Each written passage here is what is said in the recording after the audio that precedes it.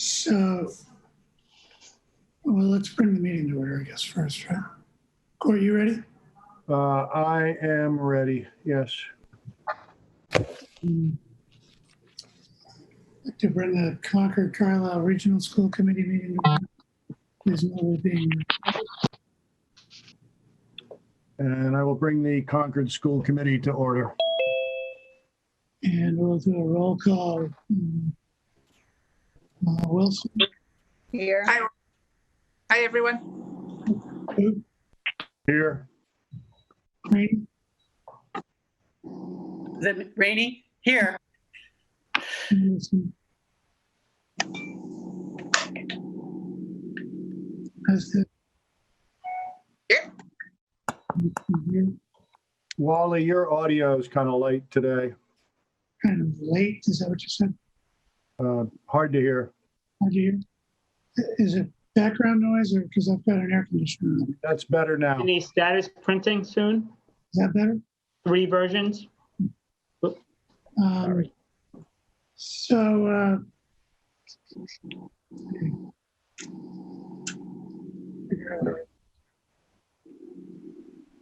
guess do we really need a public comment option here? I guess we can.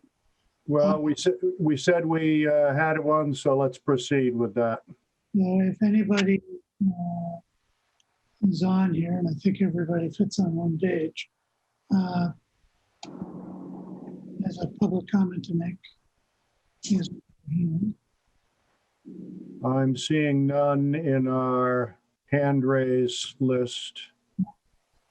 So I think we can turn it over to Jared here, but before we get started, I'm going to send this to you. The rest of the numbers here, I just got it. We just got it. Having watched the FinCom meeting last night, but I'll read it to you and then send it over. From the Concord Finance Committee. Wally and Heather, the Finance Committee reviewed the budgets prepared by Dr. Hunter at our meeting last evening. Challenges facing the schools this coming year are truly stunning, and I join with everyone on the Finance Committee in commending the entire administration in working tirelessly to reposition our educational programs to be as prepared as possible to meet those challenges. We're lucky to have such a dedicated team. In our discussion with the superintendent, it became clear that there remain a number of decision points in front of the school committees, which will involve large financial swings in both budgets. In addition to some of the budget decisions still possible, the CARES Act should provide needed contingency relief from COVID-19 related expenses. As we understood it, those funds are not currently included as offsets against any budgeted or already expended items, and will be run as a separate set of COVID-related expenses and CARES offsets.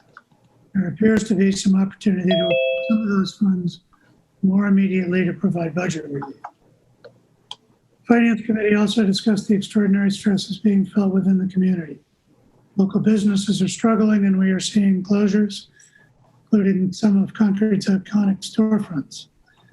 Unemployment in the town has reached 9.8%, and another 10.9% have left the workforce since February. In this environment, the Finance Committee is trying to limit increased tax pressure on the taxpayers. FinCom moved last evening to request that through combined efforts of the school committees, of the two school committees, that budget savings of $310,000 be identified. We believe this will help limit the tax increase on taxpayers to 3%. Please work with the superintendent and our finance director to try and achieve these additional budget savings. Thank you for your service to the community and for your efforts in helping us together achieve our educational and fiscal goals. Best, Dean Banfield. I'll forward this in a second, but I don't know how many people were on the FinCom meeting last night, but I would recommend, and I'll try to fix somewhere I have where the time was that, well, most of it was us, so it would behoove you to watch the whole thing probably, but especially watch the discussion among members of the FinCom that happened after Lori and Jared were done with their presentations. I think it would be beneficial to all to get a sense of what they're thinking and some of the challenges, and also, they had a lot of conversation about, especially the regional budget. We'll probably talk about some of this today. But, there are a lot of more moving pieces than usual in the regional budget. And we've been through some real ups and downs. Over the last 5 years, we've been rating E&D for budget and for income in the budget over some of that period of time. We had a Moody's problem that I think surfaced 2 years ago. We've been addressing, and then we had some, I don't know if windfall's the right word, but we had some good results, some good income from the state that we really weren't anticipating. That allowed us to round out our E&D. Part of what we're going to go through today, I'm sure, is the benefits of that for the regional district, and it really amounts to our free cash relative to town budgets. But there's some other, we've got, we made consciously efforts to move any surplus funds in either budget into prepaid and circuit breaker accounts and that sort of thing at the end of last year, knowing that this year and then subsequent years will be difficult. And so the FinCom has appealed to us to see what we can do, and we'll certainly take a look. So with that, unless Court's got anything to add, I'll turn it over to Jared or Lori. I don't know who's going to kick this thing off. We're just. I think you framed it very well. Thank you. I can make a few comments and then open it up. I think our intent was to be responsive to your questions. You've heard the presentation. I know I expect that there's things you'd like clarification on. I think there's options as to how we approach that. We could either use your questions to guide us, or we could truly go through the budget a piece at a time and take questions as they come up through a more sequential process. So I think that's a choice. It really is a workshop mode we're trying to be in, and wanting to be available to what you're hoping and needing clarification on, or rationale for, or just further information. So Jared, did you have anything else? No, I'm willing to, I didn't really vision how this workshop would go, but if you want to go line by line, if you want to go through the presentation, I can answer any question you may have. I can go over COVID-related expenses. I can go over my recommendations potentially to get to that 310 number. However you want to do this. I think. Do we have new committee members on board? Because they might benefit. I would benefit from as much of information in the presentation as possible to have a good grasp of what we are looking at in terms of numbers. I think Eva just said what I was about to say, which is, I think it would be beneficial to, as we go through this, to bear in mind that we have a number of new members, and this would be a good time to help understand some of the machinations of the process. And I would sort of come at it from a primary level as to what some of the accounts are, and what some of the processes are. Don't assume we know anything about the stuff that I think everybody on here is pretty adept at budgets, but anything that's school type, lingo and that sort of stuff. Let's make sure we're careful with that. Sure. Well put, Wally. Thank you. So I'd recommend that we begin with the slides. We've seen them before, but we can go through them again. It's practice. It's going to be helpful to the points that were just made. I believe we need to keep the regional school committee here, the Carlisle representatives, because if we assertively address the FinCom request, which Wally has spoken to and Jared has recommendations for, this is a request that's combined across the two budgets. So I don't think we can make independent decisions. They're going to work together, I would imagine.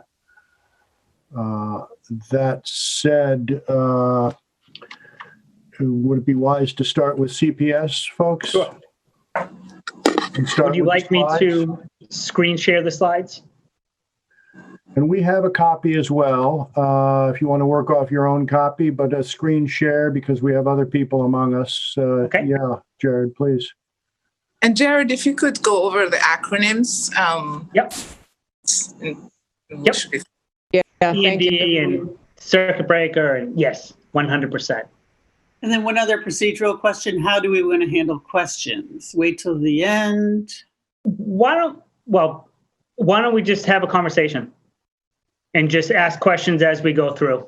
I think Thank Okay, my questions might not be in the slides, is what I'm saying. Yeah.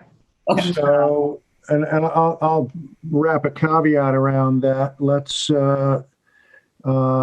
be forthright with each other. If we think that something could clearly be held or put in a parking lot until later because we've got so much to cover, you tell me, I'll tell you if we're of that opinion and we won't get our feelings hurt. Is that okay? Because we've got so much to cover in a couple of hours here. What do we have, 2 hours allotted for this? Yeah. Yes. Sure. Okay, thank Great. you. So can you all see my screen? Yes. Yes. All right. So as Wally said, I'll act like no one's really seen any of this before or hasn't been through this process. So for the new members in the public, what we did for this particular budget is we started this on or around May 1st, and we really had to turn it around in about a month. What we did is we did the same exact process that we did last fall. The way I do it is I always start with the salaries first. So I start with the salaries. I work with the principals to make sure that these are the current people. This is the current FTE count. Fatima FTE is full-time equivalent. Then I also work with the departments, maintenance, transportation, food service, etc. We go over all of the staff, and we get the staff right. Then we go over all of the lines and we build them up. I give them 5 years worth of actuals. If they request more, I give them that. I give them the breakdown of, whatever year they want, if they need it, to see what they've spent in previous years, etc. So then they, at the elementary level, they go, I really work with the principals, but they work with their building-based team. They start proposing budgets line by line. I work with them. And then once I understand everything, especially at the elementary level, I put it together and then start putting the presentation to Laurie. Then I work with the middle school. I had meetings with all of the department heads at the middle school, told them the expectations. They understood it now that they've done it 3 times in 2 years. And then at the high school, same thing. I work with all the department heads, the principal, the assistant principals, and we just go through every line. Usually that number is inflated, as it always should be. We ask the principals to build what they want and need. And then Laurie and I go through it first. I explain or try and explain every line to her, every change in FTE. And then we bring the principals and the managers of departments in, and we go line by line. And that's what we do.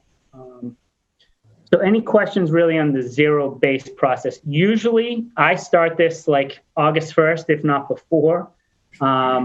So this process, this last one was difficult But everybody stepped up, and I feel as confident, if not more, in this budget than I did in the one that we presented to you in the winter. I really do. So what this is for the new members, when we report to DESE in our end of year report, everything is identified by a function. Jared, can you just remind everybody what DESE is? Okay, yep, the Department of Secondary Education. So they have their own chart of accounts, and I always put the chart of accounts in the back of our budget book. One of the things that we've been trying to do, and unfortunately COVID stalled this a little bit, is to get our chart of accounts to match exactly what it should be with DESE. Now, when we do our end of year report, Ian Rames does that, and he does a crosswalk. So everything we report in the end is 100% correct, but we're still trying to work with our account numbers to make sure that they match DESE. They're 99% correct, and if they're not, it's very small. So what I like to do is I like to present the information to the school committee in two different ways. The first one is this way that you're seeing it is by 1,000 function. There's 9 different functions with DESE. We don't have an 8,000 function in this one, which is, oh my gosh. Ian, what is the 8,000? I'm sorry. So we have... It's debt service. Yeah, obviously. So we don't have debt at CPS. So what we do is I roll them up by the 1,000 function, and I'd like to give reports monthly to the school committee by this exact format, by this 1,000 function, and then quarterly, we break this down in what we call the 100 series. So everything... So the 1,000 series, 2,000, etc. It's broken up into 100s, and there's about 60 or so different 100 functions that make up that report. For this purpose, I left it to the 1,000s just to give an overview. So at CPS, as you can see, the FY20 budget was the $39,390. Our budget increased $1,387,000. The new budget, based on which is a 3.52%, and this is the new budget versus the old one. So then, what I wanted to do is also show the new budget versus the old FY21, and there's quite a bit of, we went through, like I said, every single line, and quite a bit of them have changed. And by doing that, we were able to reduce this budget by 5,681 with some additional FTEs, and I'll explain that. So that's how these charts, that's how I made these charts. What I wanted to show was the budget drivers. Really anything, for the most part, to me, a budget driver is something over 50,000. But I wanted to show small ones such as that 25,000 in contingency. So for this purpose, anything that had a line change or a expense type change, I should say, over 25,000, I wanted to show that as a budget driver. So just going through a few of them, contingency, we currently had, before we had 125,000 contingency, we increased that by 25,000 to 150. And then the team chair, the assistant principals, those lines changed, even though that they were in the FY20 budget, they just were not budgeted in FY20. And then salaries, the student activities. So overall, we did identify just over 2 million in budget drivers. And obviously with any budget drivers, we wanted to show where we found some cost savings. The biggest was contracted services, but if you look at maintenance and special ed combined, those Those were well over 200 plus thousand. And then there were some increases to contract service, such as the district-wide toner, which is a savings actually throughout the district. We just consolidated it into one line.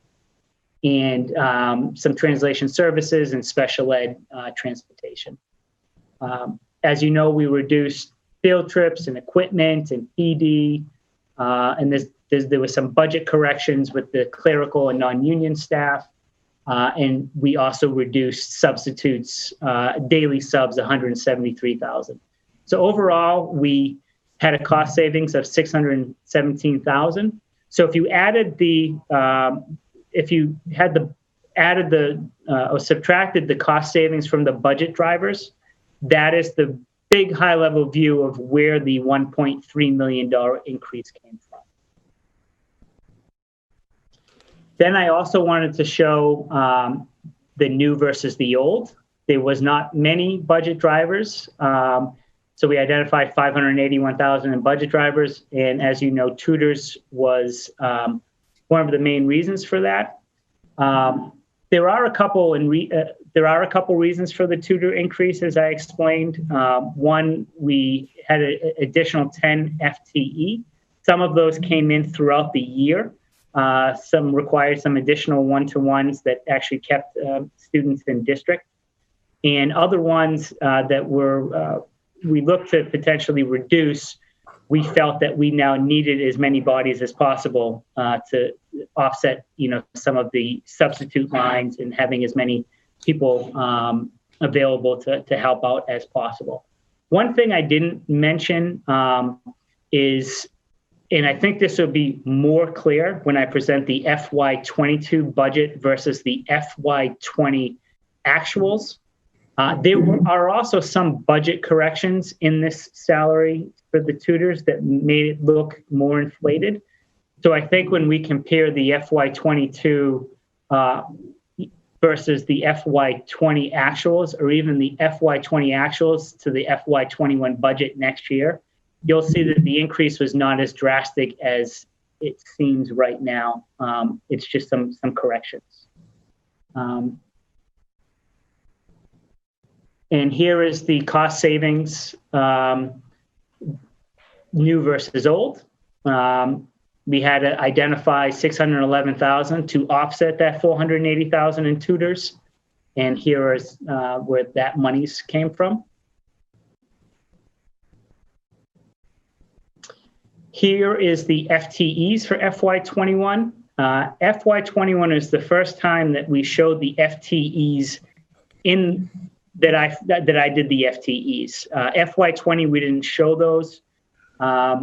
We had them, but we were still trying to figure out the correct formula for how a full-time equivalent should be and what a 1.0 looked like.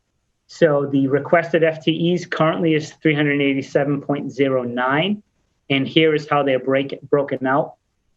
Transportation, we're still trying to figure out that formula for how to have what a 1.0 transportation driver would look like. So those are not included in there. And then here is the difference between the old and the new. We are up 7.93. As you can see, mostly are all in tutors. But even though we identified 489,000 in that cost, the total increase was only 274,000 due to reworking some of the other numbers.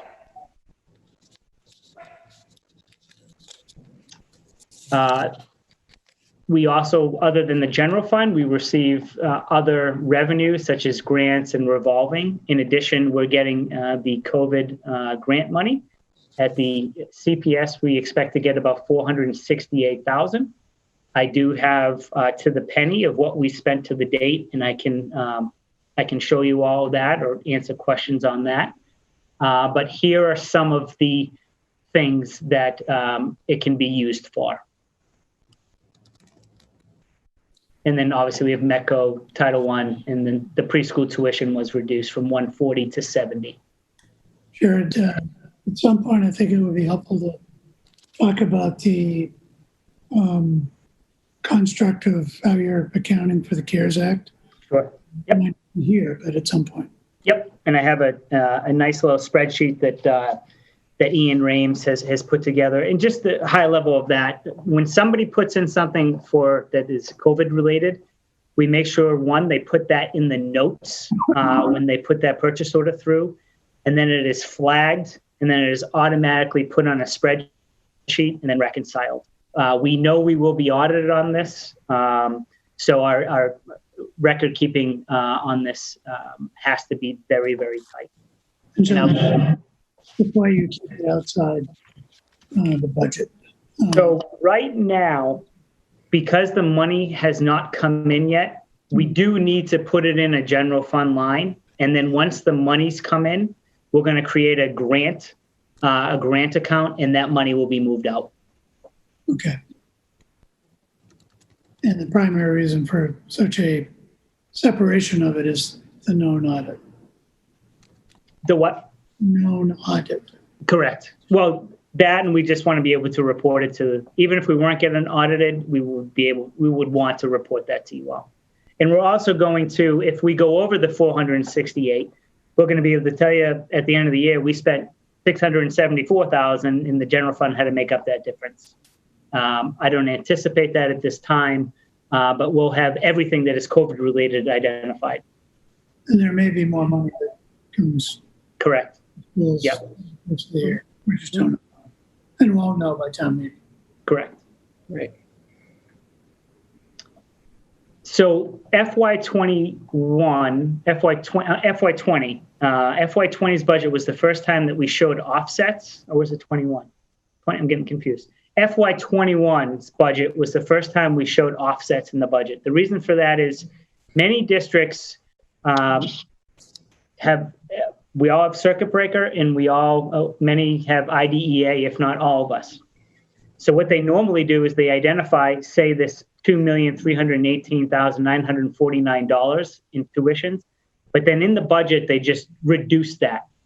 So if you were looking in the budget and you reduced it by our offsets here $1 million, the public might think, oh, you're only paying $1.3 million in tuitions. So what we're doing now is we're showing all of our budgeted amounts in the budget, and then we have a negative offset so the public can see what we anticipate for tuition offsets.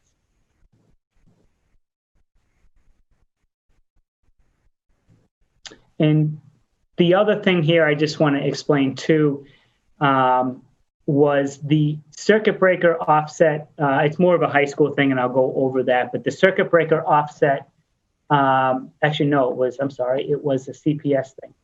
So tuitions were shown as a budget driver. The reason for that is not because we had more tuitions. It's because in FY20 or for FY20's budget, we had a very healthy circuit breaker account, and we took an additional $150,000 more than we anticipated getting from the state to offset that budget to help it out. When we did the budget this past winter, we did not anticipate to have any circuit breaker money. So and our tuitions were going down. So we did not have that $150,000 in extra circuit breaker to put towards it. In addition, we expected our circuit breaker to go down another $150,000 due to tuitions going down, which is a good thing. But for that reason, it showed up as a driver, but it's not necessarily the whole story. At this time, we currently have 26 students out of district, and we keep a very close eye on that. And then what I did here, so for the new members, I like to do our budget by locations at CPS. So we have 7 locations at CPS, starting with preschool. Then we have a district-wide elementary. Then we have the 3 elementary schools. Then we have a district-wide account, and then the middle school. So I think there's 8. So here is the FY21 new budget versus the FY20 budget.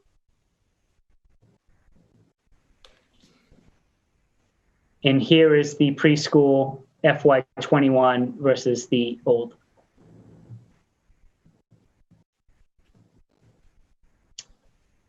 Here's the district-wide elementary. One of the main reasons why this is down is because we decided to move all of the tuitions to the district-wide location and put them all together instead of before they had tuitions in this account as well as the middle school account, and I wanted to show it in one area.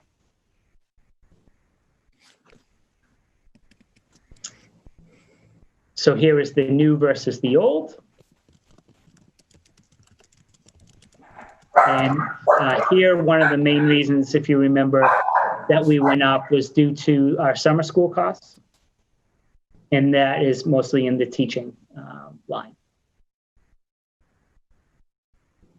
What's the supply total amount? So the supply total went up as well, and that is actually COVID related. That was due to an increase in,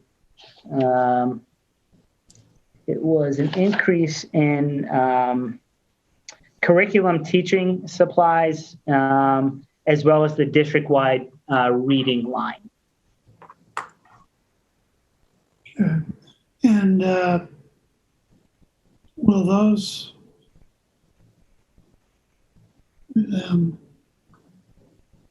so there's a COVID expense in there. Are all the expenses in these, or have they been taken out in places?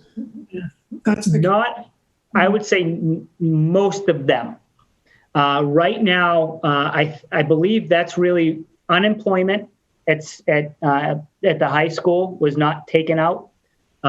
This was not taken out. Other than that, we tried to separate. Once we found out about that grant, we tried to separate that out and take it out of the budget. But this and really unemployment is the only things right now that I know are COVID-related budgeted, other than software. And software also could be offset. So why don't you move this presentation? Say that again? Why don't you move it from this presentation, from this space to the COVID? Right. I think that my reason is because I don't think we 100% know yet what our costs are going to be, especially with the PPE. And depending on what we need for PPE, the sanitizers, we're putting, wipes in every classroom, the masks and everything. I didn't zero base the 468. So this kind of gives me a little bit of a cushion if I need it. Because while I don't anticipate having 468,000 in COVID-related expenses, I don't know that yet. So this is sort of just, it's budgeted in the general fund. And then if we can move it out, great. And put that savings toward FY22 in another area, such as circuit breaker. That was my justification for that. Okay. Thank you. And again, here's the Alcott new versus the old.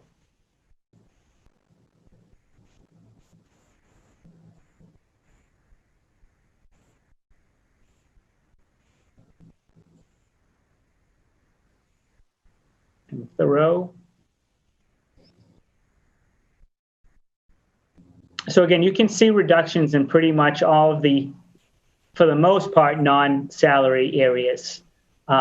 Here, the teaching went down. The reason for that is we had some retirements in FY20 and some savings through attrition. And I think a couple of things. One, professional development total. I know that we've sort of ramped up PD. Is that being calculated somewhere else or? So, and Laurie, if you, so we reduced 92,000 in PD across the board. And right now we're doing PD within teachers teaching teachers. And I don't know, Laurie, if you want to expand on that. Sure. So when we built it, we carry professional development money at the district level. And then we usually have building-based discretionary PD funds. So the approach we took was to target the district level monies at this point, which Kristen's using to offer the summer professional development and ongoing opportunities, which will be virtual from every look of it at this point. And she really creatively came up with a cost-efficient way to do it, where we're paying our in-house people to run the PDs, and the teachers are attending voluntarily, and they're doing that in droves. So that allowed us to be virtual. Like the district level funding piece was going to go farther than it has in the past.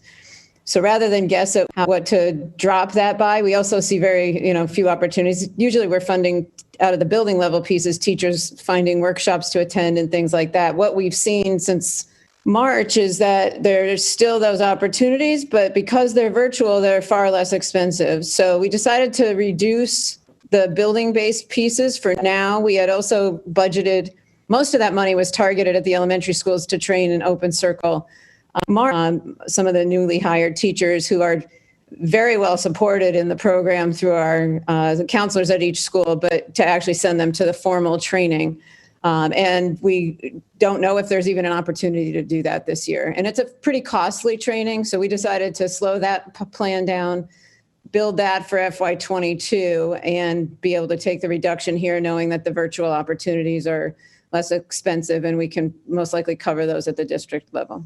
So a number of moving pieces there. If there's a glaring need that's going to be costly and it's priority because of, the different modes we're going to be in, then we could reallocate or look at contingencies. But we feel actually pretty comfortable with where we landed, thanks to all the creative outside of the box thinking. The line on salary principal, assistant principal totals.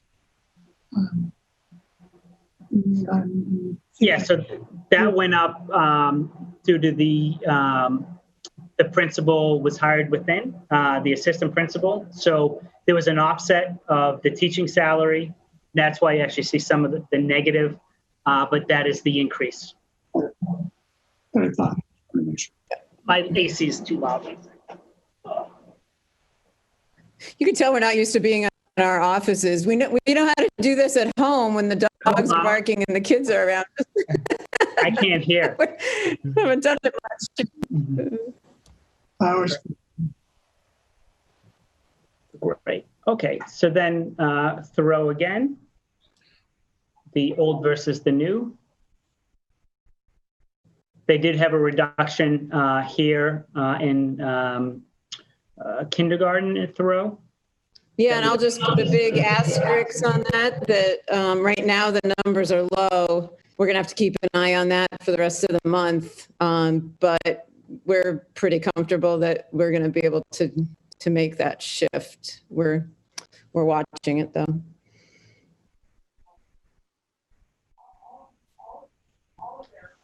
And here's kindergarten enrollment just sort of down in general. Yeah, the K numbers, we base them off the census, Alexa. So we have a guideline of what we're expecting for kids coming in, and the census number was low. I do think there's a little bit of COVID impact. We are hearing from parents that if they need full-time care, we're really not offering that. So we've been working very closely with individual families, but overall the number was low to start with. Got it. So, okay. To think about in Carlisle, there's a lot of chatter about people delaying the start of kindergarten a year because what kindergarten will look like this year isn't what they envision as kindergarten. So that's just Same here. I was wondering if that was potentially what the. Yeah, we've heard that from a couple of families, I would say. Not in big numbers, but a few.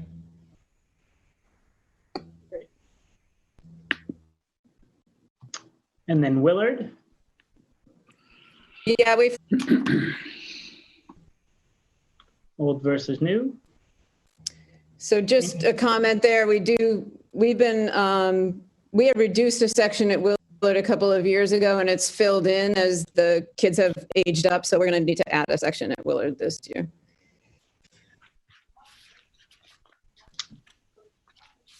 That was fourth grade? Yeah. Yep. And now the middle school. So the middle school is a little deceiving. The reason for that is in the next page, the tuitions. So we had $458,000 in tuitions budgeted in FY20 that were then moved to the district-wide account.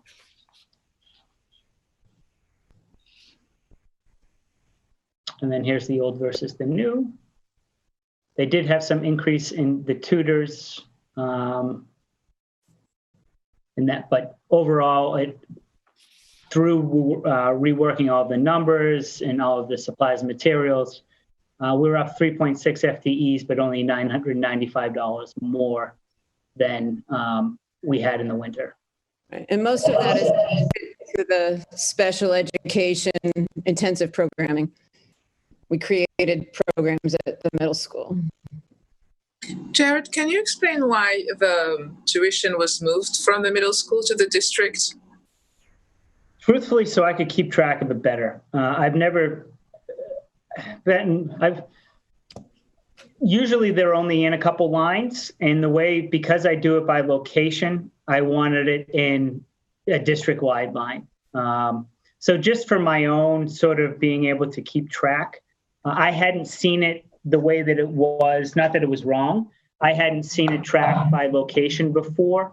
And we had a few too many lines. And one of my first goals when I got here was to reduce the lines in our budgets. And I think combined, I reduced by over 90 budget lines, give or take. And I'm still working on that. So just consolidating. And the reason for that also is they have the same DESE budget function, so they could be consolidated. And that's what I wanted to do. Okay, reminds me of another that I wanted to ask, maybe this is a good time. It's about Alcott, and it was noted at the FinCom meeting last night that Alcott had a higher budget compared to the other elementaries, and it was because of the special ed program that they have there. And I wondered why it's under Alcott and not the district elementary, since we have kids from all the district that go to Alcott for that specific program. I think you answered that, Laurie, last night. Do you want to answer that? Yeah, I mean, the new programs, and it's a great question, Fatima. It might be something we really want to talk about going forward. Because we're in the initiation stage of these new programs still, just so we know where the teacher is being carried and any support staff are being carried, we've been putting them in at whatever physical space that they're located in. So Angel at Thoreau has 2 programs, so those are in hers. I think you make a great point, though, and something that as we're more accustomed to these programs and named them and want to track them specifically against the intense settings we're creating, maybe over time we could move them. I think right now it's just because that's how our thinking is, that we associate the program with the building and it is being managed by that building principal. So, but I think you make a great suggestion to consider going forward. Laurie, could you speak for a minute about the trend or the pattern with our tutor staff? I seem to recall that it was trending down in an intentional way a very short time ago, and it's trending up in a very intentional way now. Can you help us understand that? Yeah, definitely I can. Definitely, and I think you have to associate it with the various settings and how and where we use tutors. So because it's a very, there's multiple buckets there that are all grouped into one big category of support staff. So we have regular education, usually reading, sometimes math associated tutors. We have special education tutors, And now I'm going to make a third category that distinguishes the tutors in the special education intensive programs as a third category, because the first category of special education is usually more in inclusive settings in general education classrooms, perhaps doing some pullout. So it's across those three. What we've been really studying, as you've seen, the first category of special education is our models of intervention and grouping and even group size and method of delivery. And that's a little different at each of the three elementary schools, and certainly been different at the middle school. So as we rework that, that's actually been most of where the reductions have come from. We've then last year had really even group size, tried to start looking at inclusive and pull-out services with tutors. I think, again, the reworking of what an inclusive model looks like, which I feel like we got pretty interrupted on that, but we'll get back to it. And then really best practice of research-based programming going to kids, and the modeling of many of you know we've done special education reviews pretty extensively, and much of the feedback there was that we want our teaching staff with kids, not just tutors. We were very heavily front-loaded with tutors working with kids, and the teachers being more consultative to an extent. So we've been reshifting that, which has also allowed for some tutor changes in numbers, teaching staff with kids, not just tutors. And then to counter that in the other direction, when you build programs with our most complicated and intensively needy kids, we are definitely having to support those programs pretty extensively so that those students can be successful. And we're being very successful. We've been really excited by the growth we're seeing in these students, but the ratio of adults is pretty significant, student to teacher ratio, which is why they are working. So you're seeing downtrends in one area and then increases in the other. And then on top of that, this year, we've put the COVID related needs in there. So the decreases we thought we were going to go forward with, we put on hold to be sure we've got a pool of labor assistance there for any task that comes up, not quite knowing what our needs are COVID related. So I definitely know we'll be re-looking at all of those categories, which now total 4 as we build FY22. And you'll hear more about what we're proposing as we get that budget built. Good, thank you. That's helpful. So we should expect to see more movement there in this period going forward than we might have expected. Yes, definitely. Okay, Yep. thank you. Yep. Great. All right, so last location is district-wide Ripley. And you're going to see a big increase, and that's due to the tuitions. I just want to back up Jared. I think maybe one of the first things I said to him was I need all those special ed tuitions in one place, because as we're bringing programs online, we need to be able to assess the fiscal comparisons. And when they're spread in a few places in the budget, it was very, very challenging to do that. Yep. And would these accurately be characterized as out of district? Correct. Yep.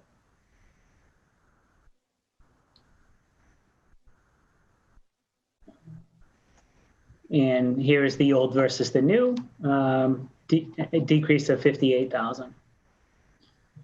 So one of the things that I did not mention during this is due to the unfortunate pause in having COVID, we were able to have monies that we did not anticipate, one of them being in our circuit breaker revolving account. So at this time, I anticipate about $600,000 to be rolled over and could be used as an offset for next year, or a potential offset for this budget cycle. I'll give some other options as well that might be better.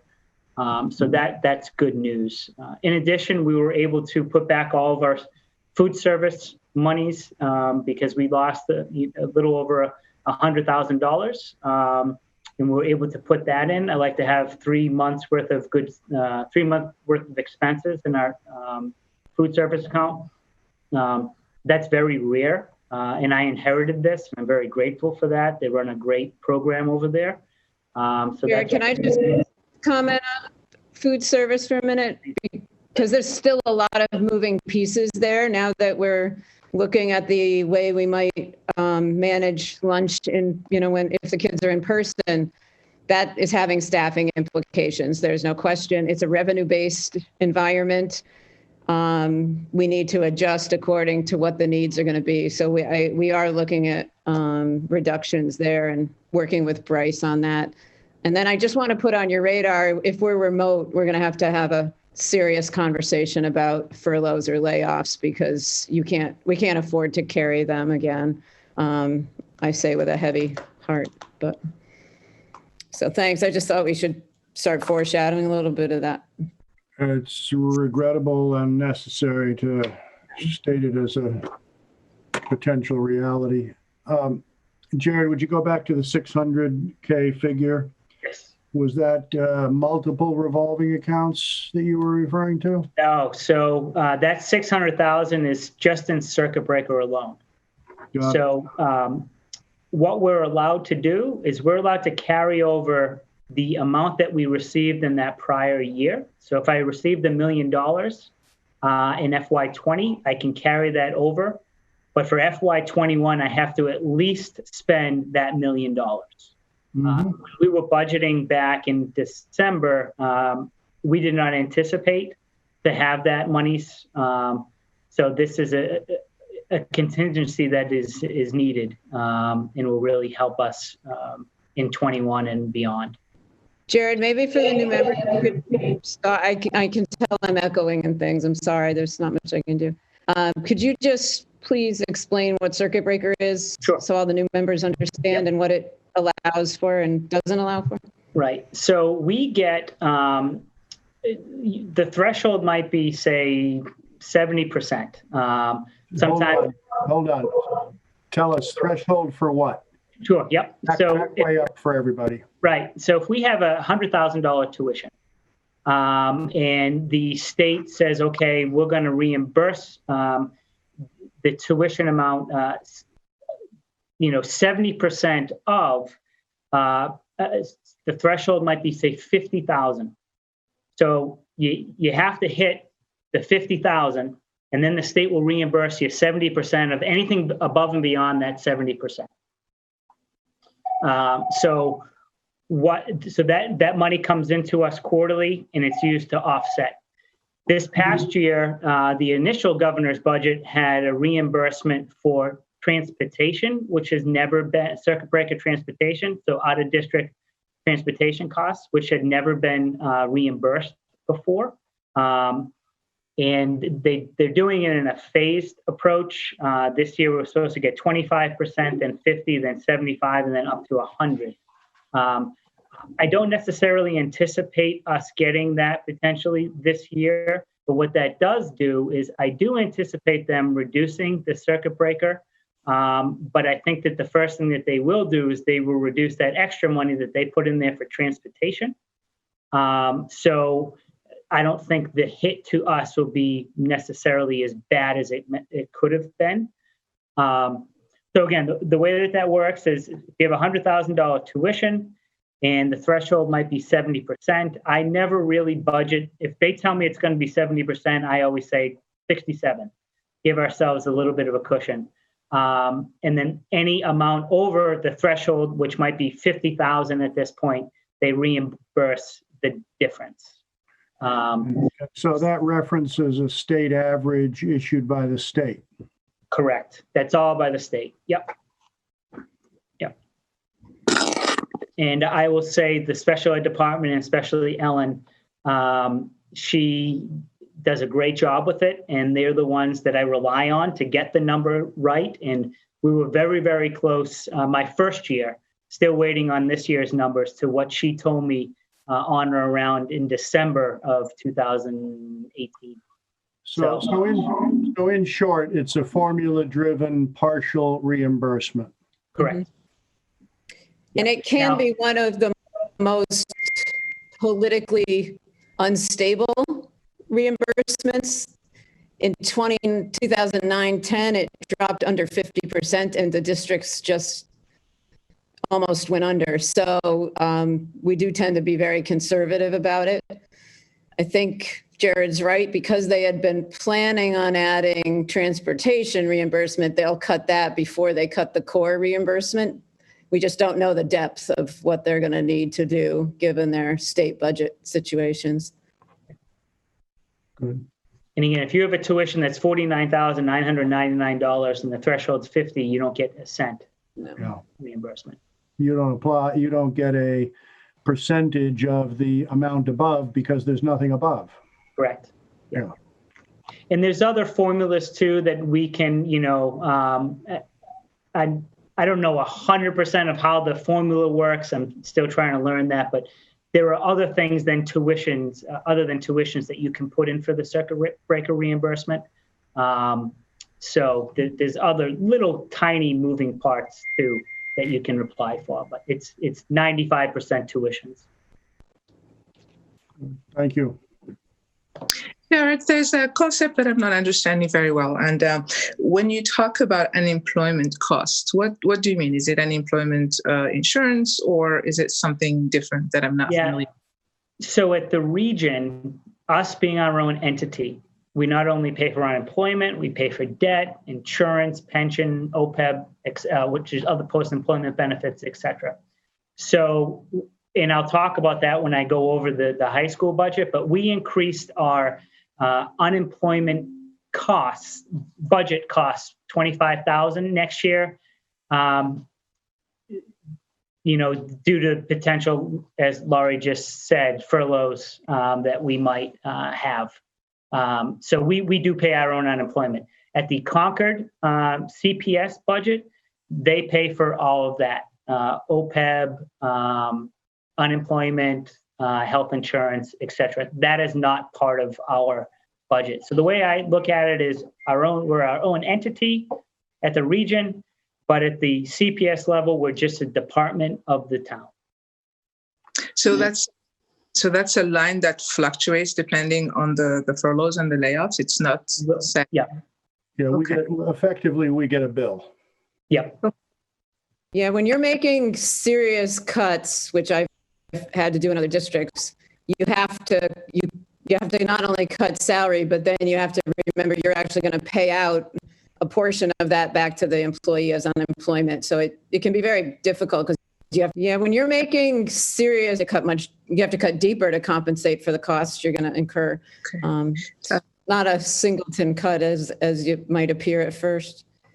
Thank you. Very quickly, I've been on the committee for 2 years. I'm still on a learning curve with finance. All of you will be as well, perhaps gaining mastery more quickly than me.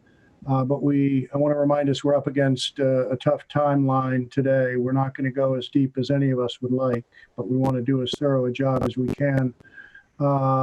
Jared, at some point, I believe we're going to ask you for recommendations around options in front of us to respond to the FinCom. I'll put it that way, respond. Do you want to do that district by district, or do you want to move to region and then give us the package of recommendations or options? What's best? I think going to the region, because I think with the changes in Chapter 70 revenue, I think it's going to make our decisions maybe a lot easier. So why don't I present the region, Waiting to and we have a bit of a foundation with the CPS presentation, although we know that regions are independent political subdivisions, hence they are different, and it's a 2-town operation and a Boston operation too. Nonetheless, I'm going to ask you to strive for a 30-minute to the extent we allow you to. Do your best. Yep, great. I've been waiting to ask a few questions. Oh, please. So I know I'm beating my horse on the computer hardware at CPS, but I did go back and look at actual FY19 expenditures at Alcott, Thoreau, and Willard, total $268,000. So I was a little confused why we are in such a rut or deficit with our hardware when we spent a large amount of money in FY19. So I don't need the explanation today, but this just makes me think that I'll pause in my questions for the FY21 budget. Because we have so many new committee members, if you could just put in for FY22, if we could see the full hardware plan, both at CPS and at the region, because I've never really seen it. I know you discussed it in depth maybe the year before I got here on the committee. Absolutely, we need to do that. No question. And just to echo that, given the pre-purchasing and the shifting environment, it obligates us all the more to dive back in to that plan. Thank you. Thanks. That's it. Great. All right, so I will fly through the region. And again, that's not to foreclose interruptions with questions when they're necessary. Right. So really, the only difference here that we did in the at the region is we zero-base the revenue, or we budget for revenue, as well as health insurance, other post-employment benefits, debt, unemployment, and other things that the town does at the CPS side.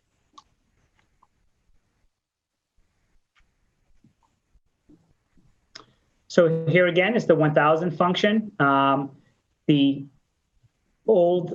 new versus the old. As you can see, the general fund portion is only up 1.32%. Big reason for that is tuitions are down. Some of that is through the great work of the special ed department, age outs, what is coming up from the middle school, et cetera. But we have a real handle on our tuitions to the penny, I'd say right now.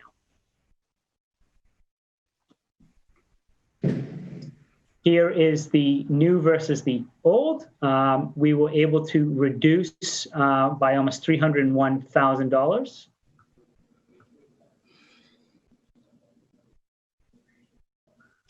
Some of the budget drivers, guidance, IT staff, that was actually a budget correction. The campus monitors, the reason why that's now a budget driver is because we anticipate having $50,000 in that account to offset campus monitors. At this time, I reduced that offset to $25,000. So therefore, that now became a budget driver. So costs remain the same, offsetting revenues are down. Yeah. The special ed coordinator was hired after the FY21, after the 20 budget was formulated. And then same thing with the CPS with special ed transportation, which was formula-based, and then the ink toner contract. Some other budget drivers were just insurance, which is a slight increase.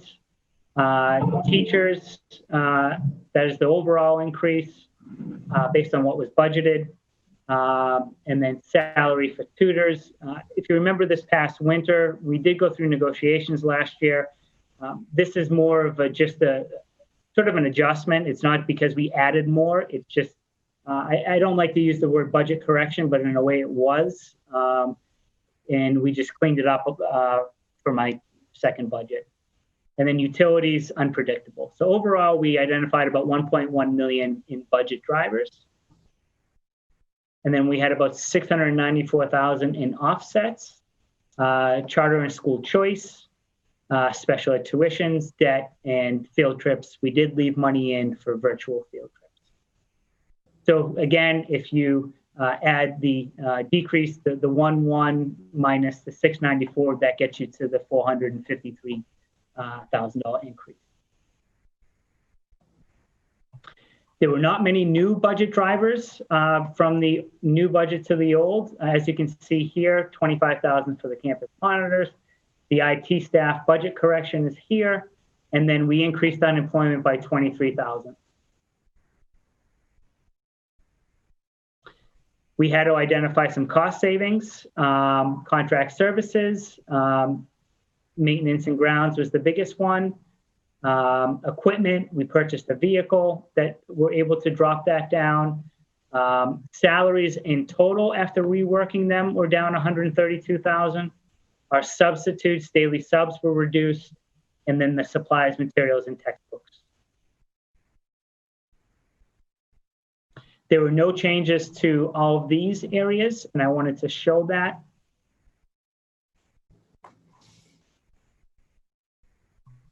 Here are our FTEs. We're currently at 208.16.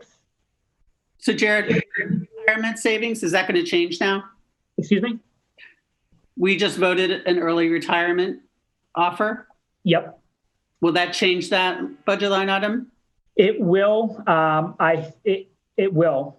We don't know our numbers yet. I anticipate with the amount that's paid out and through attrition, it's going to all offset for this current year, Okay. and then be a great saving going forward. Okay, thank you.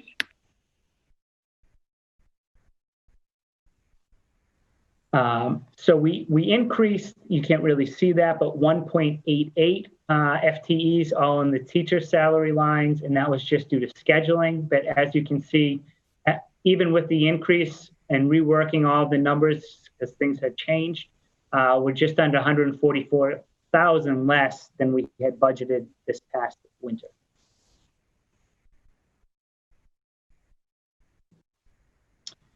Again, we have other expenses other than the general fund. We're expecting at this time 297,000 in CARES Act money. And here are some of the items, again, that can be used to offset against that.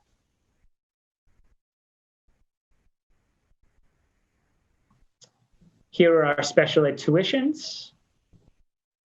We did prepay, and I'll get to that in another slide, 260,000+ in special ed tuitions. Those numbers are not reflected here. So they are in this budget. So that's one of your options. Minor point, just for clarity, Jared, for the new members, the campus monitor is a cost, but the offset, which we call campus monitor, is in fact a parking revenue source, correct? Yep. So, yeah, we bounced that around a bit and decided to be conservative. Even in a hybrid mode, if we are filling those spots every day, we would equate the same amount of revenue, even if it's because kids shared a spot. We just, with the possibility of closing again, we didn't want to count on all that revenue. So we'll see. Yeah, I'm in accord with that. I simply wanted to note that terminology fixes campus monitor to both sides, when indeed the revenue side could be termed parking fees. Yes, thank you. And at this time, we're projecting 35 out-of-district students. As recently as 2 or 3 days ago, I got wind that this could potentially be down to 34, but it changes, I wouldn't say often, but we're constantly tracking it. Okay, so here's the fun part. So for the new members, again, we get to budget our revenue. When I presented this on July 27th, nothing had come out from the state. I was hearing numbers that they were going to decrease Chapter 70 up to 25%. I did not believe that. So at the time, what I did do is I decreased our winter's Chapter 70 budget by $200,000. On July 30th, the state came out and said, not only are we not level funding it to FY20, we're going to increase it a little bit for inflation. So they level funded it, but increased it for inflation. Because we do our budget so early, but way before the governor's budget comes out on a normal year, we can be nothing but really conservative with our number. We can't estimate too much of a drop. We can't estimate too much of an increase. So on July 30th, this $2.5 million actually went up 247,000. It actually went up $247,217. One of my recommendations will be to increase our Chapter 70 amount to that amount. I don't think it's going to drop. And that can be used as part of the 310,000. So the delta then would become 63,000. In addition, Chapter 71 regional transportation, I reduced that by 125,000. I don't know if that's going to hold. It might be reduced a little bit more. No one knows. I feel very strongly that any reduction over the 125, we could make up in E&D or other revenue sources. So I think that 550 right now is safe. We will have just under 5% in E&D, which is going to be close to $1.7 million in E&D. We also had $300,000 reserved for E&D offset. Our interest amounts, our miscellaneous revenue, rental, and charter reimbursement. I did not change any of these, anything other than the Chapter 70 and 71. These are minuscule. So the total estimated general fund revenue that doesn't come from assessments, I'm expecting, well, at the time, 3.5 million. Now I'm expecting 3.75 million.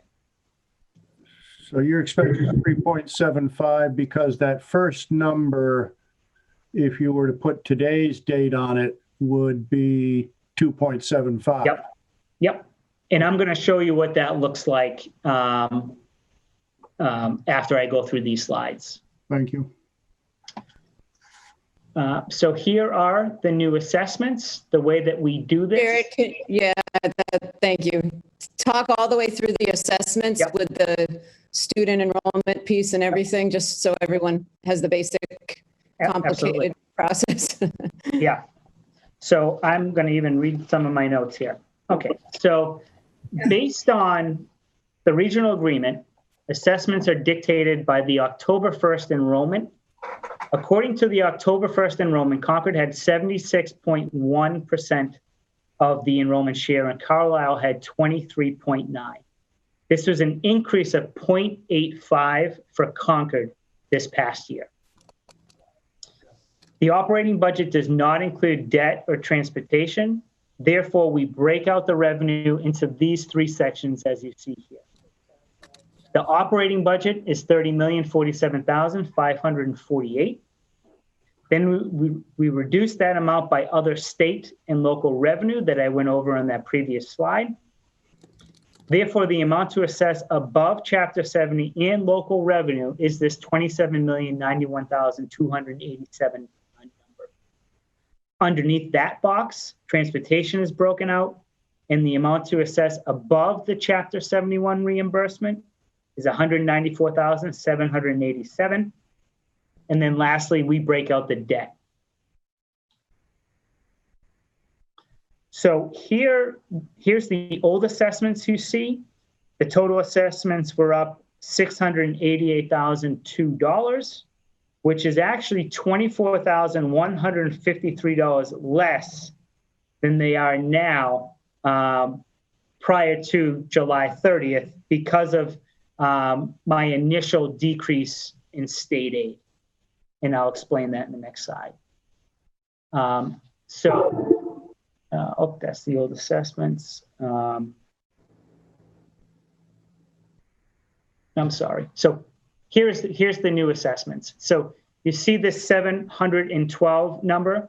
This is $24,153 less than the old, which is right here. And again, that is because we reduced our total revenue by $325,000, but only reduced our budget by $300,080 $847, give or take. So here are some other things that we did with the FY20's monies. We were able to prepay just under $261,000 in special ed tuitions. In addition, we prepaid $351,000 in laptops. So the total prepay is $611,806.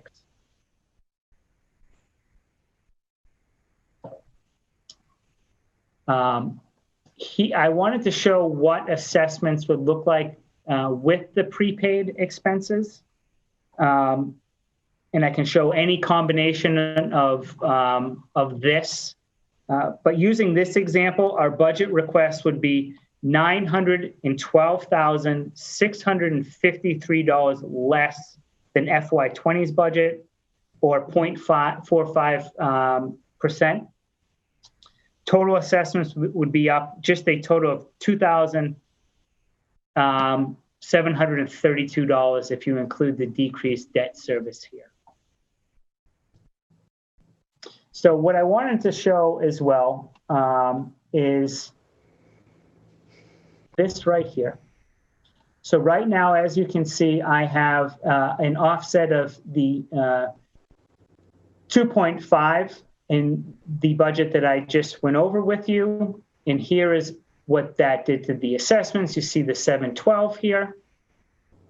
If we just put this up to what they're expecting us to be, what we're expected right now with the additional 247,000.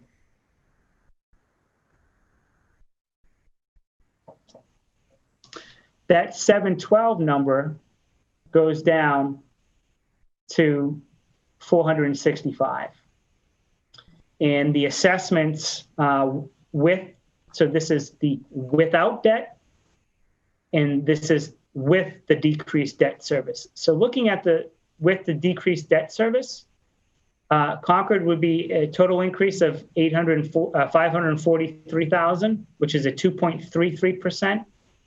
And Carlisle would have a negative total assessment of minus 175,712.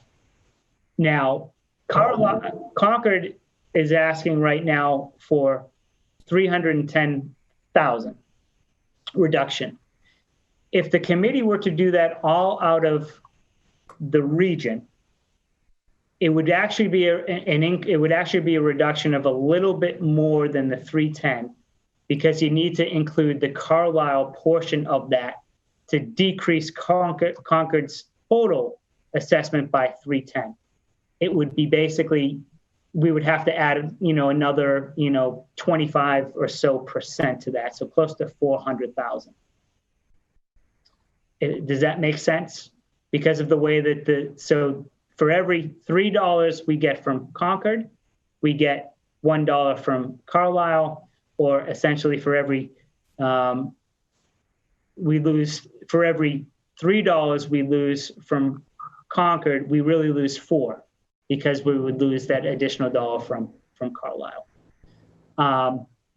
So you need three Concord dollars in order to get a Carlisle dollar. Correct. Now, one of my recommendations off the bat would be to increase to go up to the Chapter 71 number. If the state does decide that they are going to reduce that, I can't at this point see that being dramatic, especially when they went public with this number.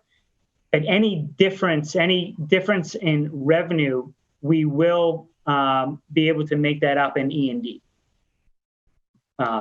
for this 1 year anyway. So my combinations of what we can do to get there, I have a few of them. One would be the 247,000 in Chapter 70. Another would be potential decreasing by any amount in this prepaid 260 from special ed tuitions, or the 351 in IT. We are getting COVID-related money. You can take a chance with that and put an offset in that, 468 at CPS and 297 at the high school. In addition, this would probably be my least liked recommendation is to do some sort of offset with circuit breaker at CPS. I think we will need that 600,000. And there's a big difference in where we are right now, as you can see, with the high school and where we are with CPS. We really don't have the contingencies at CPS. And right now, we are in really good position going into the next couple of years at the high school. And I think the risk of reducing high school numbers right now would be much less than if we were to reduce any at CPS, if that's an option. So I guess my very general question, perhaps I should know the answer, is if we were to move on the FinCom's request to, and their interests are the town of Concord and the levy limit for Concord, and if the two districts' financial conditions have us looking at the region first and foremost, are we burdening Carlisle with Concord's goal? They would be helped out even more. Thank you. Because they're already getting a negative, even with our reduction here. They're already getting a reduced assessment, even with the increase of the 24,000, due mostly to enrollment. But if we were to reduce it by 310, their number would go down, round number, another 100,000 that they would be reduced. So it would help them quite a bit. And although we haven't spoken to them recently, we did speak to them back in May and June frequently, and we know their goal was to, if not come under, achieve some approximate in all the level funding. So I do think we're serving both communities well if we take the region as an option for the reductions, which hopefully serves us all better in the coming years too. Sure, if we did this reduction, and let's say things move against us, so that we had to take that $400,000 out of E&D, where does that put E&D? If we took 400,000 out, that would put us probably around 3.7, 3.8%. So still healthy. But what I could do is if we do have a reduction in state aid, I'm going to know about it in September, if not this month, and I can plan all year to at least try and end the general fund with monies in it to be able to put back into E&D. And any unforeseen expenses related to COVID, we still have room to apply some of that to what we're expecting in the form of the grant. Mm-hmm. Right?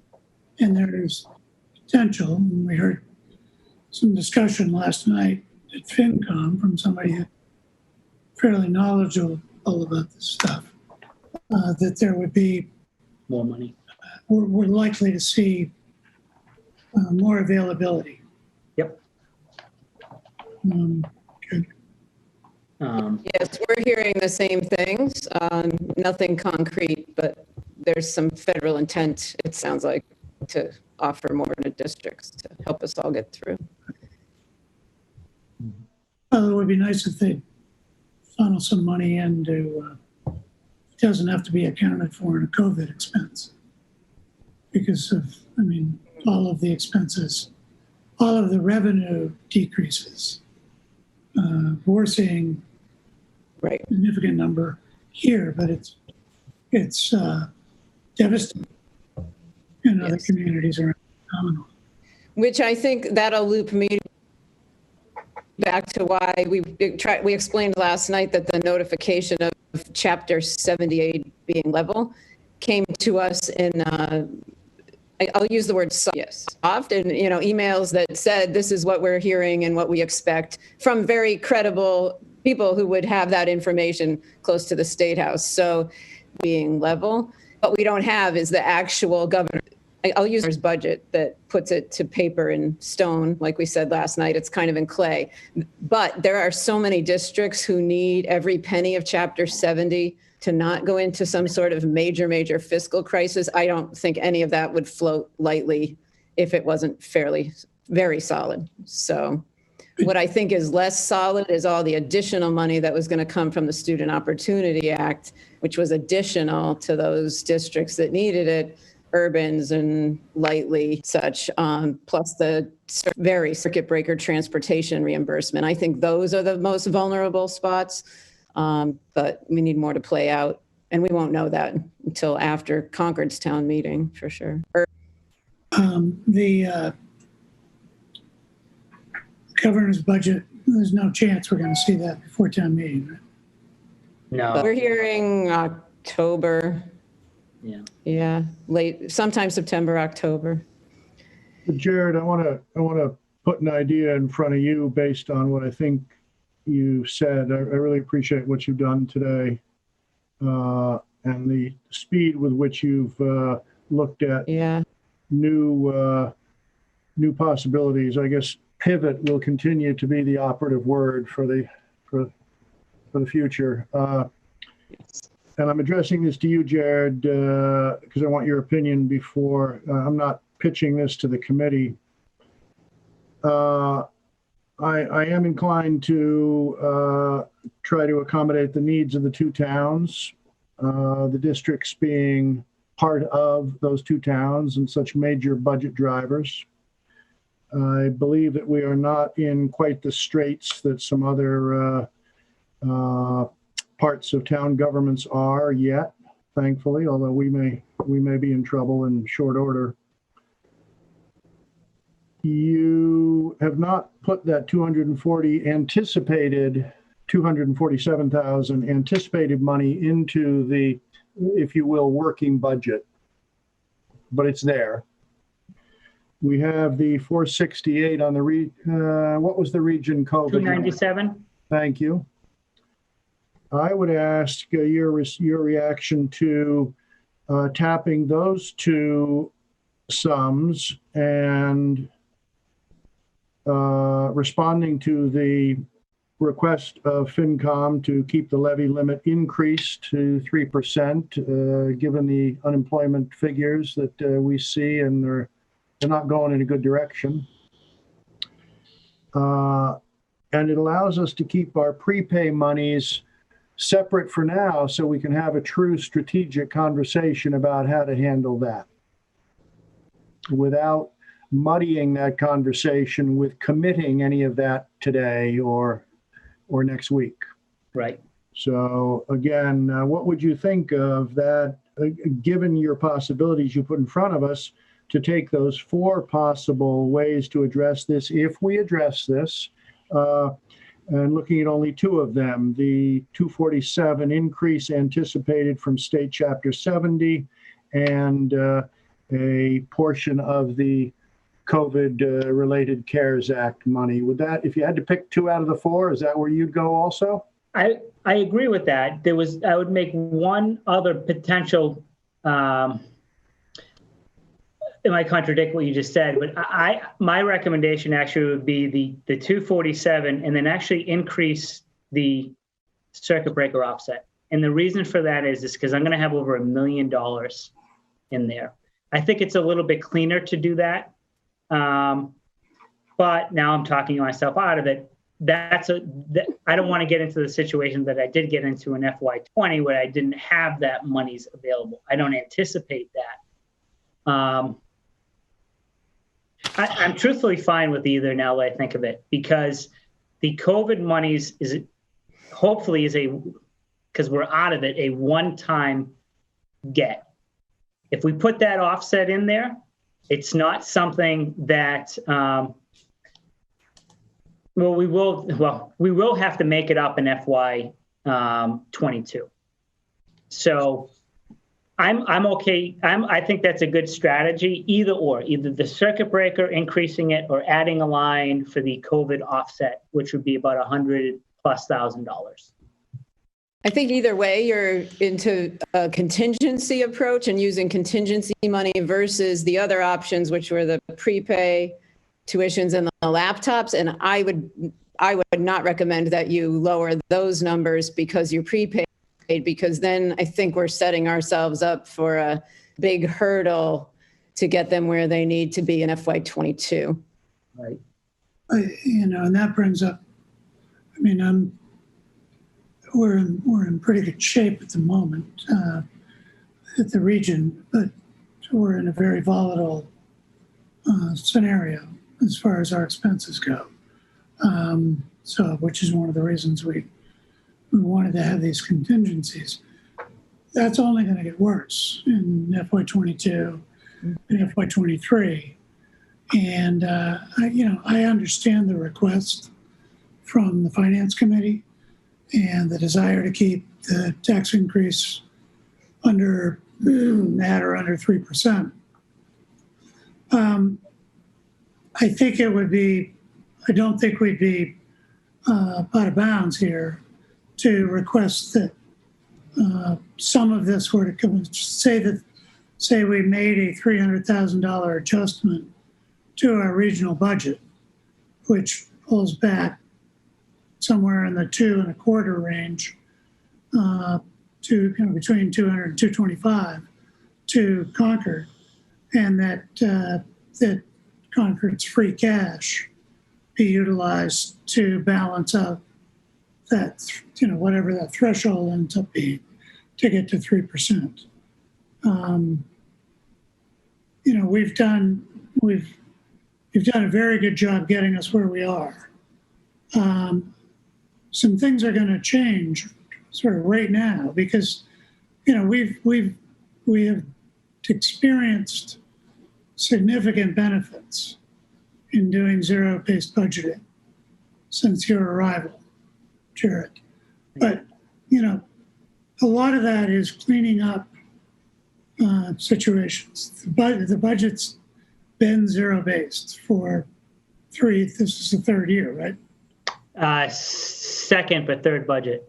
Third budget. Go ahead and confuse me with that. Now we're just budgeting all year round, apparently. That's So. right. I love it. The year's June 30th. Jared's loving it. Yep. We are not going to have some of those experiences we've had in preparing these last three budgets from the zero-based budgeting process. So we're going to be looking. I think we're going to be looking under every single rock for cuts to get anywhere near where we are this year, next year. And we're probably going to be faced with a request to be well below the increase we had this year. So, I get, I was on the call last night with FinCom, and it sounds like there's a lot of money flying around that, we don't need, and looking at E&D as if it's, we're very judicious with free cash in Concord, and we need to be very judicious with E&D. Every year when we've got to pull money from E&D for revenue, it's a long conversation, and it's one that's hard. And I'm afraid we're setting ourselves up for some challenges next year that we're going to look back and say we shouldn't have been quite so quick to just to make that adjustment. So I would throw out that we respond to this positively, but that we do not respond to it in total. At least at this very point in time. So it's my 2 cents.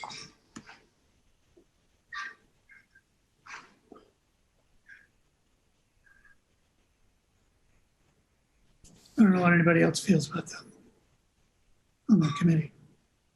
So what we've heard is the idea that we move to some degree toward the FinCom request. Significant one, 2/3. Somewhere more than nothing, and not to exceed their request that would not create any immediate threat, but a likely threat down the road, is what I'm hearing from Wally. Just increases the jeopardy we're in already.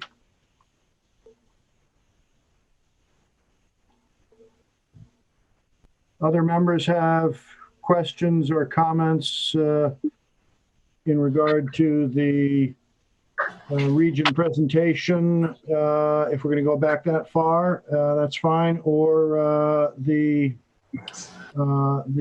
current discussion about the Concord levy limit and the FinCom communication. I would just like to ask Jared if he can go back and just reiterate the final ideas after hearing what Wally and what you had to say. How do we find those savings on the region side? So we are clear. So we had 5 sources potentially to consider. Jared, if you want to take us through those again. Yep. So at the region, it's the 247. It is the 351,000 in IT laptops. It's the 260 special ed tuitions, the 297 in COVID. And those are all region. Those are all region. And just so you know, I need to plug in again the 247 and do some math. So that even though if we put in the 247, we have to come up with another 63. It's not that simple. I think I said that before. It's going to be more than that to get the Concord assessment under the 310,000 that was in FY20. I just want to state that. It's not a simple math formula. So a 300 yield to Concord is a 400 move on the region. Yeah, maybe a little bit higher, but yeah. Mhm. Okay. Do you think, you obviously, we got this request this morning. We knew it was coming last night, but it was 10 o'clock. I think we'd do well for you to give you the chance to, have a couple of days to be thinking about this a little more deeply, and to come to us Tuesday night with a specific presentation around this, and maybe some consideration of forecasting for 22 relative to a change like this, so that we can make a decision on what to do either then or at our next meeting, but have a conversation about it Tuesday, with everybody having had some time to think about it, because obviously some of us on here just found out when the call started. So right. I don't think we need to make any decisions here, but I do think I know when you've got a little time to roll stuff around in your head, some things become clearer and some ideas might pop in. And I think your ability to explain to us and to others what the potential of this is, the potential impact of this is over the course of this coming year and 22 would be. And I think those would be helpful to us. Yep. And I can tell you, and I got to dive deeper, but by putting that 247,000, that decreased the Concord assessment with decreased debt service by about 169,000.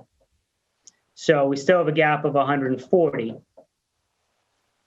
Right, and I think You got $1 million in E&D. I am concerned about the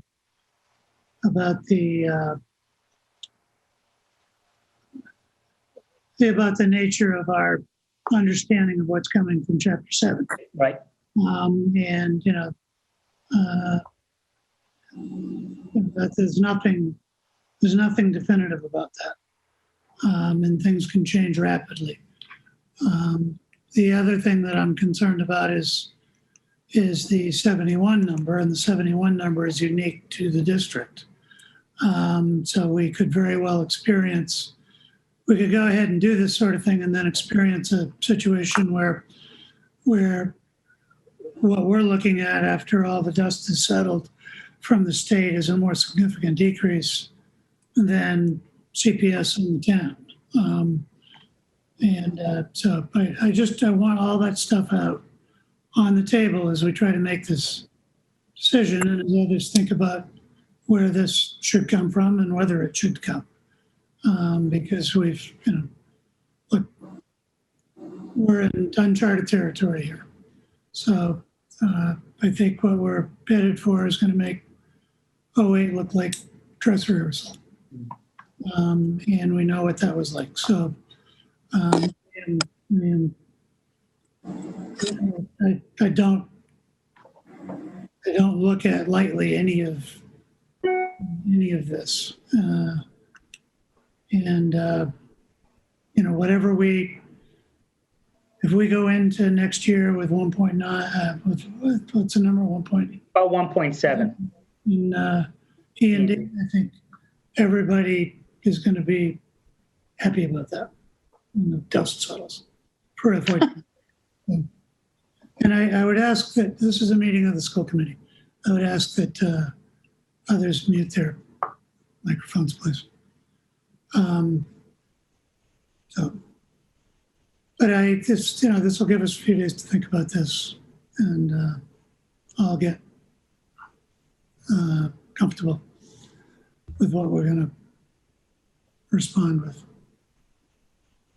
So just one thing, I was looking at Carrie LaFleur's slide presentation.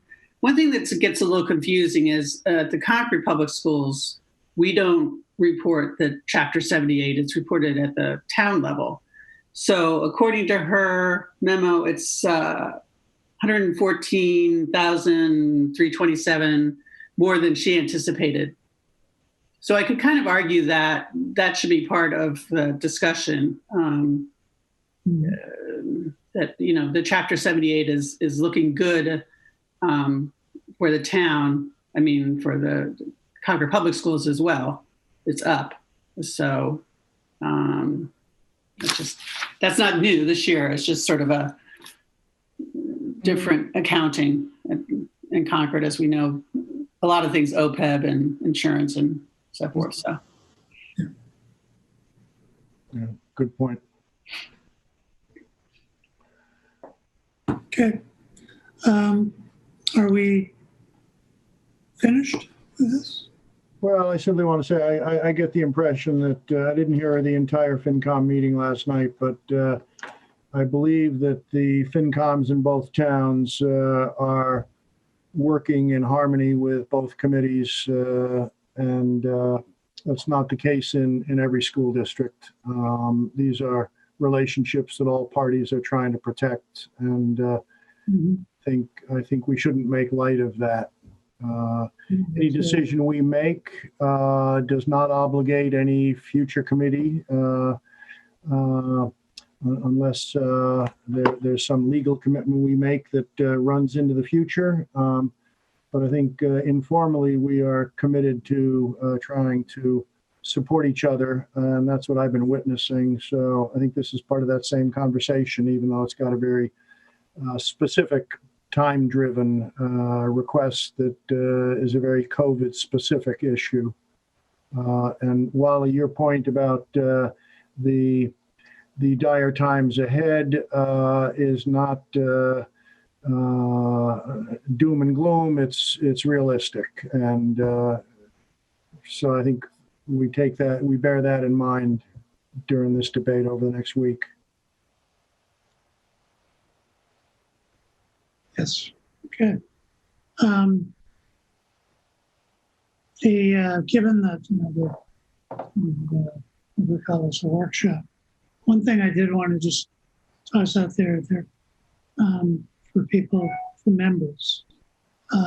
There are some programs at the MASC that deal with budget development and that sort of stuff. And there's a course called Charting the Course. And if you've not signed up for that, please do, and please try to get that done as soon as possible. And I know I think they're doing them virtually, obviously. Yeah, they're all this week. I'm in one of them tomorrow. And Wally, we don't have an option about that, do we? I don't think so. That's a statutory requirement. Yeah. The other thing that, while we're on open meeting law, there's a requirement that we take we review a set of materials, and that there's basically an open book test at the end. That has to be done annually, if I remember correctly, but absolutely has to be done by new members. And I guess related, Wally, all of us need the ethics training every 2 years. That cycles around every 2 years. Mm-hmm. We'll put an email together that gives you all these in one place, and then whichever ones are pertinent to you, you'll have right at your fingertips. So it's a very high bar to be able to volunteer. No. But if you just keep hanging around for a second term, your salary doubles. So just regarding FY21, what's our next milestone, would you call it? So I'll tell you what I think. Some of this is definitely for sure that we need to have a budget hearing among the school committee. The school committee has to have a budget hearing. So we were targeting 5 o'clock on the 18th. We are then due for the Concord town budget hearing at 7 o'clock that night. So that would be, we know double dip there. We need to vote a budget in time for town meeting September 13th. I see Mike is on here. Maybe he knows. When is the warrant closing, Mike? Do you know, Mike Lawson? Are you double dip there? Willing to talk with us? We'll reach out to Mike and Stephen Crane and get the dates. Jared, we need to do that so we're sure of what day we need a vote by. So we need to get the benchmark of when the votes need to be taken so you have approved a budget. Obviously, it's in the next few weeks here along the way. We'll reach out. And Concord Town meeting is September 13th. So we just need to stage it in between so we make sure we get the public hearing in and the vote and ready to go. We have to record presentations, is that correct, at some point? Something like that? Yes, we're going to start preparing Jared and I were talking about this a little while ago. We're preparing presentations for the hearing. So those usually are very close to or the same as what we bring to town meeting.